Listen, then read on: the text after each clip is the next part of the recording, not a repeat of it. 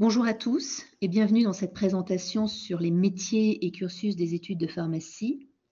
Alors très rapidement, je me présente, Hélène Vandenbrink, je suis professeure et vice-doyen pédagogie de la faculté de pharmacie de l'Université Paris-Saclay.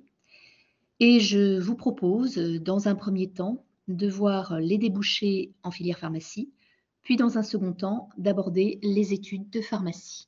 Alors suite à la PASS, c'est-à-dire au parcours accès santé spécifique, ou à la LAS, la licence option accès santé, vous avez la possibilité de choisir les études de pharmacie. Et bien pour ceux qui choisiront ce cursus, vous ne serez pas déçus. Alors non seulement parce que ce sont des études multidisciplinaires, vous allez apprendre énormément de choses, mais aussi parce que vous allez acquérir tout au long de ces études un socle de connaissances solides qui vous permettra, avec un même diplôme, de pouvoir exercer de multiples métiers. Alors, pharmacie, c'est quoi? Eh bien, pharmacie, comme vous pouvez le voir sur cette diapositive, pharmacie, c'est un éventail de métiers dans différents secteurs d'activité, qu'ils soient publics ou privés. Alors, vous pourrez être amené à travailler, par exemple, en officine. C'est vrai que c'est l'option classique, mais il faut bien comprendre que l'officine, à l'heure actuelle, est en pleine évolution parce que le pharmacien s'est vu confier ces dernières années de nombreuses missions qui sont centrées sur le patient et qui font d'ailleurs que se renforcer. Alors, ça va être, par exemple, le cas de la vaccination contre la grippe. À l'heure actuelle, c'est le dépistage du Covid grâce aux tests antigéniques. C'est le cas aussi du dépistage de l'angine grâce aux tests rapides d'orientation diagnostique.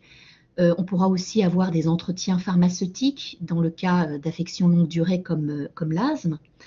Mais être pharmacien d'officine, c'est surtout aimer le contact avec le patient, puisqu'il faudra savoir répondre à ses besoins, les conseiller, suivre le traitement. En fait, il faut bien comprendre que le pharmacien d'officine, c'est le professionnel de santé qui est le plus accessible. Et puis, pharmacie d'officine, c'est aussi savoir coopérer avec les autres professionnels de santé afin d'améliorer l'état de santé des patients. Alors, dans cette voie, vous aurez la possibilité soit de travailler comme pharmacien salarié, en tant que pharmacien adjoint, soit comme entrepreneur, c'est-à-dire qu'en fait, vous serez le propriétaire. On parle de titulaire d'officine et vous pourrez être titulaire soit seul, soit en association. Alors, si certains d'entre vous pensent que les études de pharmacie se résument à la pharmacie d'officine de ville, eh bien, ils se trompent, parce que ce domaine, enfin le domaine de la pharmacie, est bien plus diversifié. Vous pourrez également travailler dans l'industrie pharmaceutique. Et dans ce domaine, les métiers sont multiples, puisque vous pourrez exercer vos compétences dans différentes activités qui vont de la recherche au développement, à la production et à la commercialisation des produits de santé. À côté de cette option, il existe aussi une autre activité qui se trouve à la croisée de l'officine et de l'industrie pharmaceutique et qui demande, outre des compétences pharmaceutiques, d'avoir des compétences de logistique, d'assurance qualité, de management. C'est la répartition pharmaceutique. Alors, dans ce domaine, l'objectif du grossiste répartiteur, qui est donc le pharmacien qui travaille au sein de la répartition pharmaceutique, ça va être d'approvisionner les pharmacies, d'approvisionner les établissements de santé en produits de santé, tout en permettant bien évidemment de sécuriser les flux. Et là encore, vous allez pouvoir trouver un vivier de possibilités professionnelles. Alors pour ceux qui décideraient de faire un cursus plus long, en passant par l'internat, vous aurez la possibilité de travailler en pharmacie hospitalière, soit dans le public, soit dans le privé, comme dans les cliniques. Et ce domaine propose une diversité de métiers et de missions en relation avec les produits de santé. Et vous allez avoir des métiers qui sont aussi des métiers de contact avec tout le personnel soignant. Ce sont des métiers qui demandent aussi diverses compétences. Outre les compétences pharmaceutiques, il faut avoir des compétences de gestion, de logistique. Vous pourrez être aussi amené à préparer des médicaments. C'est dans les pharmacies hospitalières qu'on effectue les poches de chimiothérapie. Il faudra également avoir des compétences d'assurance qualité, mais vous pouvez aussi être amené à dispenser des produits de santé. Alors, vous pouvez aussi, en passant par le cursus long, travailler en tant que biologiste, soit au sein d'une structure hospitalière, soit en ville, et vous serez amené dans ce cas à analyser des échantillons biologiques à des fins de diagnostic. Par ailleurs, vous avez, je dirais, en tant que pharmacien biologiste, un rôle très important de conseil et d'alerte vis-à-vis des médecins. Enfin, il existe d'autres domaines d'activité moins connus, comme le pharmacien inspecteur de santé publique, qui peut être amené à inspecter les établissements pharmaceutiques, les pharmacies d'officine, mais aussi des cabinets vétérinaires. Vous avez aussi le métier de pharmacien conseil à la sécurité sociale. En fait, outre son accompagnement des professionnels de santé, il va être amené à contrôler le bien fondé des prestations médicales. Il va aussi contribuer à l'organisation de l'offre de soins. Vous avez également le métier de pharmacien humanitaire. Ce pharmacien va organiser l'accessibilité, l'approvisionnement en médicaments des centres de soins à l'international, mais il va également assurer le suivi de la qualité des médicaments qui pourront être mis à disposition. Vous avez également la possibilité de travailler comme pharmacien dans l'enseignement et la recherche, notamment au niveau de l'université. Mais aussi, vous pouvez travailler au niveau des tutelles, c'est-à-dire au niveau de l'Agence régionale de santé, au niveau de l'Agence nationale de sécurité du médicament et des produits de santé, au niveau de la Haute Autorité de santé, ou même dans des domaines hors santé comme l'environnement, la cosmétologie et l'agroalimentaire. Et pour accéder à tous ces métiers, eh bien, vous avez trois grandes filières d'orientation. Vous avez tout d'abord la filière officine, ensuite la filière industrie-recherche et enfin la filière PHBMR. Alors PHBMR, ça veut dire pharmacie hospitalière, biologie médicale, recherche, et cette filière est appelée communément internat. Alors quel parcours universitaire suivre pour exercer tous ces métiers? Schématiquement, les études de pharmacie sont organisées autour de trois grands cycles. Le cycle, je dirais le premier cycle, qu'on appelle aussi le diplôme de formation générale en sciences pharmaceutiques, comprend les 3 premières années. Le cycle 2, ou le diplôme de formation approfondie en sciences pharmaceutiques, est constitué quant à lui de la 4e et de la 5e année d'études de pharmacie. Et c'est en fait au second semestre de la 4e année que l'on va commencer déjà à définir son orientation. Donc soit officine, soit industrie-recherche, soit internat. Enfin, le cycle 3 est constitué d'un cycle court pour l'orientation officine et pour l'orientation industrie-recherche. C'est un cycle court d'1 année. Et d'un cycle long, c'est-à-dire l'internat, qui est constitué de 4 années de diplôme d'études spécialisées. Et finalement, à la fin de tout ce cursus, vous soutiendrez une thèse d'exercice afin d'obtenir le diplôme d'État de docteur en pharmacie. Et vous pouvez voir par ailleurs que pour ceux qui auront effectué l'internat, il y a la soutenance aussi d'un mémoire afin d'obtenir son diplôme d'études spécialisées. Alors si on rentre un peu plus dans le détail de ces études, comme je vous l'ai indiqué, les 3 premières années, donc c'est-à-dire la première année, alors soit vous passez par la PASS, soit vous passez par la LAS, la 2e année et la 3e année des études de pharmacie, constituent le cycle 1 et permettent d'obtenir le diplôme de formation générale en sciences pharmaceutiques. Donc ces années, et plus particulièrement la 2e et la 3e année d'études, vont vous permettre d'acquérir les bases fondamentales pour la suite de vos études. En 2e année, vous y découvrirez notamment les voies d'accès aux substances actives médicameneuses au travers de la chimie organique, des sciences pharmacologiques, des sciences biologiques. Vous allez aussi apprendre de nombreux éléments sur le cycle de vie du médicament, sur le circuit pharmaceutique. En troisième année, vous vous pencherez plus particulièrement sur le médicament et son usage, tout en vous intéressant, grâce à des cas cliniques, au patient et à sa maladie, ainsi qu'au diagnostic biologique. C'est aussi au cours de cette année que vous verrez les stratégies thérapeutiques médicamenteuses. Et durant ces 2 années, en plus des cours magistraux et des travaux dirigés, vous aurez de nombreux travaux pratiques au cours desquels vous allez réaliser des expérimentations afin de comprendre les enseignements théoriques. Et ce sera aussi l'occasion d'aller en milieu professionnel puisque vous aurez des stages obligatoires en officine. Donc vous voyez que vous avez un stage d'initiation en deuxième année et un stage d'application en troisième année.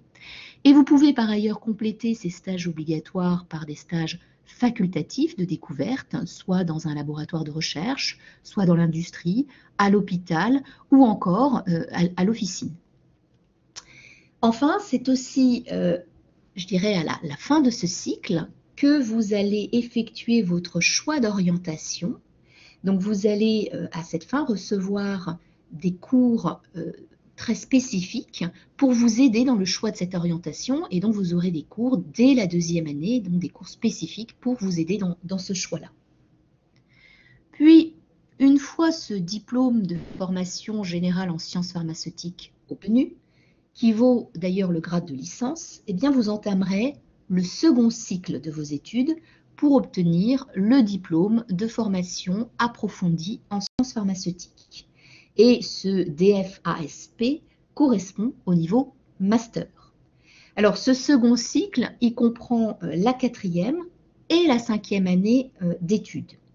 Donc la quatrième année, elle va être composée de 2 semestres bien différents. Et cette quatrième année, elle marque une entrée vers la spécialisation.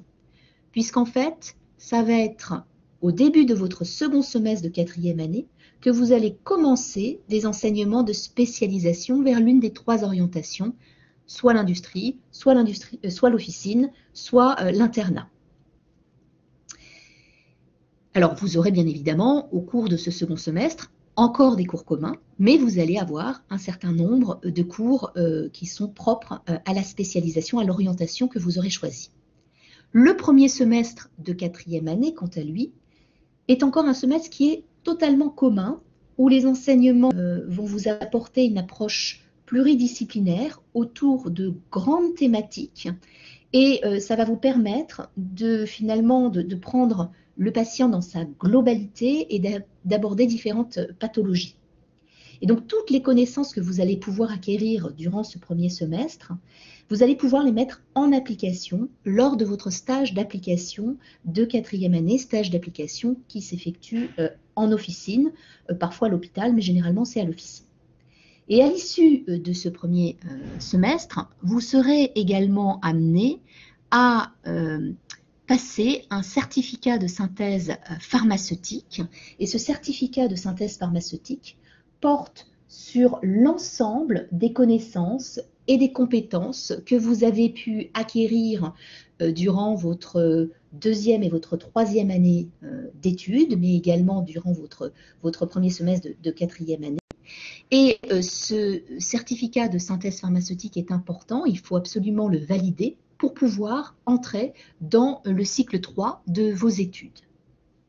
Alors au cours de la cinquième année de vos études de pharmacie, qu'on appelle aussi l'année hospitalo-universitaire, eh bien, vous allez passer une partie de l'année à l'hôpital et l'autre partie à la faculté. Et donc, lorsque vous serez à la faculté, vous allez uniquement suivre des cours spécialisés en fonction du choix de l'orientation, donc soit officine, soit industrie-recherche, soit internat. Et je dirais que au niveau de ces cours, vous allez avoir de nombreux cours qui s'effectueront sous forme de cas pratiques. Par exemple, à Paris-Saclay, nous proposons en filière industrie une grande étude de cas sur un médicament ou un dispositif médical afin de mettre les étudiants en situation. Pour ceux qui sont dans la filière internat, je dirais que la cinquième année est un petit peu particulière puisque le premier semestre va être totalement destiné à la préparation du concours qui a lieu en décembre. Et au second semestre, pour ceux qui auront réussi le concours, eh bien, ils se verront dispenser des enseignements de prise de fonction d'interne. Et ils feront également le choix donc d'un DES. Enfin, le troisième cycle de vos études de pharmacie comprend un cycle court ou un cycle long. Donc, vous avez, je dirais, deux cycles courts, l'officine et l'industrie recherche. Et pour le cycle court, la 6e année constitue en fait la dernière année de vos études et elle se partage entre 6 mois de cours et 6 mois de stage, c'est ce qu'on appelle le stage de pratique professionnelle, qui pourra s'effectuer soit à l'officine si vous êtes dans la filière officine, soit dans l'industrie pharmaceutique si vous choisissez la filière industrie recherche. Par ailleurs, pour les étudiants qui ont choisi donc la filière industrie recherche, eh bien, vous devrez valider une spécialisation comme un master 2 ou bien encore un master de diplôme d'école de commerce ou d'ingénieur, ou bien encore ça peut être un cursus en diplôme d'ingénieur, en école d'ingénieur ou de commerce. Pour ceux qui feront le cycle long, c'est-à-dire l'internat, la formation elle est de 4 années et vous allez avoir en alternance des cours et des stages à temps plein à l'hôpital et la formation sera bien évidemment fonction du DES que vous aurez choisi. Et par ailleurs, vous aurez la soutenance d'un mémoire de DES pour obtenir votre diplôme d'études spécialisées. Alors, quelle que soit la formation que vous avez pu choisir, c'est-à-dire quelle que soit l'orientation que vous avez pu choisir, pour obtenir votre diplôme d'état de docteur en pharmacie, obligatoirement, vous devrez soutenir une thèse d'exercice. Et c'est qu'à l'issue de cette soutenance que vous obtiendrez votre diplôme d'état de docteur en pharmacie. Donc, en résumé, je dirais au final, finalement, qu'est-ce que c'est que ces études de pharmacie? Il y a 4 items finalement à retenir. Les études de pharmacie, ce sont des études qui sont structurées en 3 cycles selon un programme national. Ce sont par ailleurs des études professionnalisantes, puisque, comme vous avez pu le constater, on y trouve de nombreux travaux pratiques et des stages obligatoires tous les ans, qui par ailleurs peuvent être complétés par des stages facultatifs. Ce sont aussi des études qui sont caractérisées par 3 filières d'orientation, ce qui est quand même un cas assez unique dans les professions de santé. Et enfin, ces études ont une double finalité, puisqu'elles sont à la fois professionnalisantes, comme une école, mais elles suscitent aussi la recherche, puisque certains étudiants ont la possibilité de se destiner à la recherche, vont pouvoir faire ce choix et faire un doctorat d'université. Et donc, à Paris-Saclay, nous avons mis en place un parcours recherche optionnel pour aider les étudiants qui le souhaitent finalement à choisir, à faire de bons choix et donc à bien se diriger vers ce domaine de la recherche. Enfin, pour compléter ce diplôme de docteur en pharmacie, vous avez la possibilité, soit pendant votre cursus, soit après votre cursus, d'effectuer d'autres diplômes. Alors, pendant le cursus, vous avez la possibilité, en parallèle de vos études de pharmacie, d'effectuer une licence. On a des étudiants qui font une licence de droit ou une licence d'économie en parallèle de leurs études. Vous avez aussi la possibilité de faire un diplôme d'université entrepreneuriat. Certains étudiants aussi ont choisi de suivre toute une formation à l'INSEC de management. Donc, ils ont un double diplôme avec l'INSEC. Et puis, on a aussi de nombreux masters spécialisés. Donc là, ce sont les étudiants en filière industrie qui vont généralement choisir un master de spécialisation. Et donc, on en a un certain nombre au sein de notre faculté. Après le cursus, certains étudiants font le choix aussi de faire un diplôme d'université. Donc, on a un certain nombre de diplômes d'université dans notre faculté pour les 3 domaines, officine, industrie et l'hôpital biologie. On a aussi, je vous l'ai dit, un certain nombre de masters. Et puis, vous avez aussi des étudiants qui, une fois qu'ils ont terminé leur cursus de pharmacie, souhaitent intégrer une école d'ingénieur ou une école de commerce. Donc, c'est tout à fait possible. Et donc, à ce moment-là, ont un double cursus. Donc, au final, eh bien, les études de pharmacie, ce sont des études finalement pluridisciplinaires qui sont exigeantes, mais ce sont des études qui sont passionnantes. Par ailleurs, la vie étudiante sur le campus est importante et chacun y trouvera une activité qui lui conviendra parmi les nombreuses associations d'étudiants. Alors, pharmacie, eh bien, pourquoi pas vous? Je vous remercie.